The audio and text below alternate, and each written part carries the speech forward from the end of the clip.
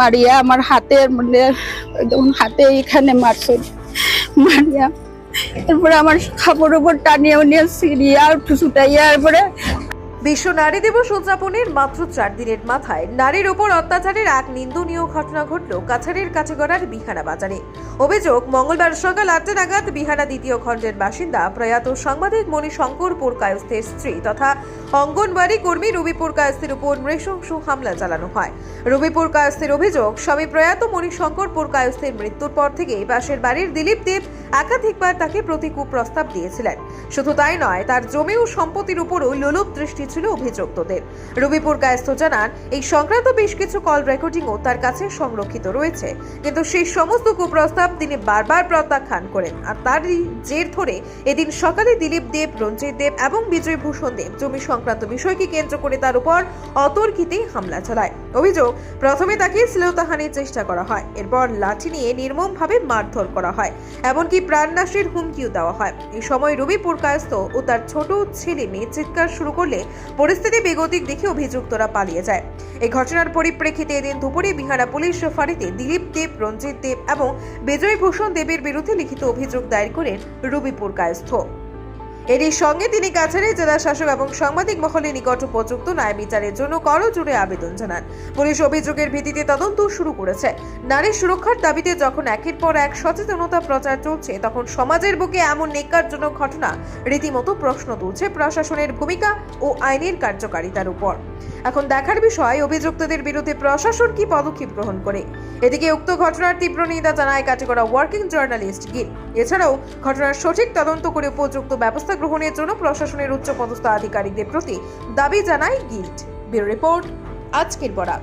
সুধীর দর্শক, খবরটি দেখার আগে আপনারা আমাদের আজকের বরাক ইউটিউব সাবস্ক্রাইব এবং ফেসবুকে ফলো করতে ভুলবেন না কিন্তু। আমি রবি পুরকায়স্থ, বিহারা পার্ট 2।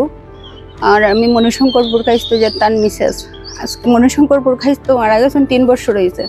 তো আমার লাগা বাড়ি তারা আমার লগে অনবরত মানে করে, যার আমি কোনোদিনও করি না, আমার লগে অন্যরকম সম্পর্ক করার চেষ্টা করে। আমি পাত্তা দিলাম না। আজকে আমি সকালে স্কুলে যাইতাম, বাইরে হইছি, সকাল টাইমে যাইতাম, বাইরে হইতাম, তারা এর আগের থেকে লাঠি উঠি নিয়ে আমার বোর্ডের সামনে তারা করা। তারা আমি যেই বাইরে হইতাম, তারার 3 নম্বর রঞ্জিত দাস আমারে লাঠি দিয়া মারতে আইসুন, মারিয়া আমার হাতের মানে হাতে এখানে মারছেন মারিয়া, এরপরে আমার খাবার উপর টানিয়ে নিয়ে সিরিয়া ছুটাইয়া এরপরে আমি চিৎকার দিয়েছি। আমার দুইটা, একটা ছেলে একটা মেয়ে বাইরে হয়েছে, তারা দৌড়ে বাইরে হয়েছে। এরপরে মানুষ হয়তো দেখা করে তারা সরিয়ে গেছে কি আমার করে, আমার চিৎকারের লগেই তারা সরিয়ে গেছে। আজকে আমি পরে সকালে আমি আর কেউ খাতে না গিয়ে আমি আইছি না, তাই আমি তারা করছি। তো তারা আনাইছে, তারপরে তারা গিয়ে আমার বাড়ির থেকে গিয়ে আমার যে বাড়ির মাটি ফালানি ওখান থেকে তারা বেলচা উলচা কিতে উঠাইয়া লই। আর তারা করে আমি বুঝি তারা মারতে গেছি। তখন আমি অসহায় মেয়ে মানুষ, আমার ঘরে আর কেউ পুরুষ মানুষ নাই। আমার একটা ছোট ছেলে, বড়ও না, মেয়েটাও ছোট। আমি তার লগে মাইর করার তো দূরের কথা, তার লগে আমার এত সুসম্পর্ক আছে। কিন্তু আমার এই হাজবেন্ড মারা যাওয়ার পর থেকেই তারা আমার লগে করার লেগিয়া তারা আমার লগে এখন সম্পর্ক করে। তখন আমি থানাতে এফআইআর দিছি। আমি দিছি দিলীপ দেব, বিজয়কান্তি দেব আর রঞ্জিত ভূষণ দেব। তারা তো আমার বহুত দিন আগে থেকে খুব প্রস্তাব দিছেন, দরজা খুলতাম রাত্রেবেলা, রাত 12টা 1টা 2টা আমার দরজা বাইরানির দরজা খুলতাম, দরজা খুলি না। আমি রাত্রের পর রাত্র না ঘুমাইয়া কাটাইছি। আর আজকে যেটা হয়েছে পুরা এক্সট্রিম, আমার আর থাকতে দিছেন না। আমি তো আমার আগের ঘরটা বহুত ভাঙ্গা অঙ্গা ছিল, এখন যে একটু গড়ে আছে, আমি এখন গড়ে থাকে ঘুমাই।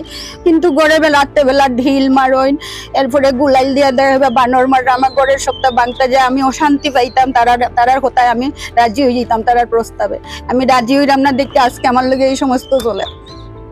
আর আমার যে কুপ্রস্তাব দেয় নিয়েও করেন, রাত্রে 1টা 2টা 12টা 1টায় ফোন করছুনি, তার রেকর্ডিং আমার কাছে আছে, রেকর্ডিং আমি রাখছি, বুঝছেন।